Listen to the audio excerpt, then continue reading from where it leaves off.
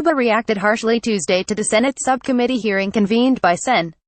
Marco Rubio, saying its intent wasn't to gather facts but rather to politicize the mysterious episodes that damaged the health of 24 American diplomats who had been stationed in Havana.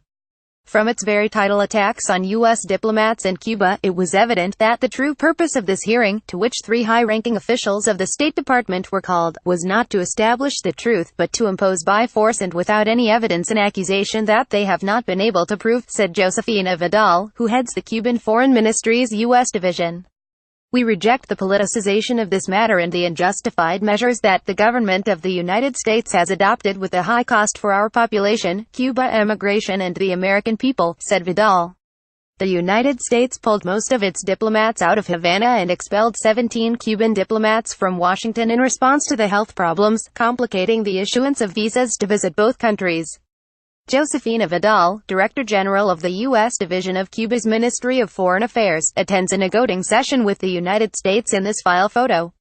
Although the United States hasn't specifically blamed Cuba for damaging the health of the diplomats, who have exhibited a variety of symptoms from hearing loss, ringing in the ears, cognitive confusion and mild concussions, both Secretary of State Rex Tillerson and Francisco Palmieri, Acting Assistant Secretary of State for Western Hemisphere Affairs, have called the incidents attacks.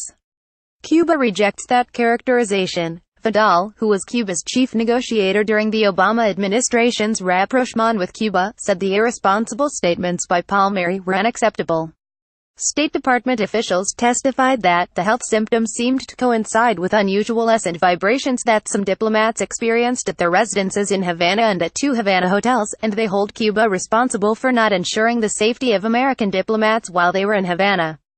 Vidal singled out both Rubio, a Florida Republican, and Sen. Bob Menendez, a Democrat from New Jersey. No one is surprised by the unfounded accusations or the fabrications of the anti-Cuban senators, whose only political agenda over the years has been to bring our 2 countries into a confrontation, without caring about the consequences, Vidal said. Palmieri and 2 other State Department officials said that the case is still under investigation and it still hasn't been determined who or what caused the diplomats' health problems. But Rubio said the Cuban government, which maintains a vast surveillance network, knows people were hurt and the Cuban government knows who did it.